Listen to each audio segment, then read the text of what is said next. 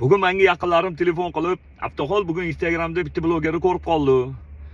1 oy, 2 oy oralig'ida 30%, 40% mashinalar tashir ekan" deyishuvdi. Men dedim. Misol uchun meni tashasa, men juda xursandman. Zo'r bo'lardi mashinalar narxi shunaqa tushib ketsa, chunki anchadan beri kutaman-da. Yo'masam o'zim ham borib, "Jon aka, misol 10 minglik mashina bo'lsa 9 mingga qo'yaylik, sen nima deyapsan ukam" deyishadi-da. Men o'zi 9700 ga oldim.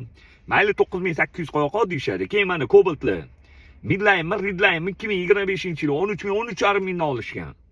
Bir oydan keyin borib, "Aka, assalomu alaykum. 13,5 ming olgan ekansiz, propalni qo'ygan ekansiz, navorotlar qilgan ekansiz. 9 mingga bering" desam, ular ham desalar kerak.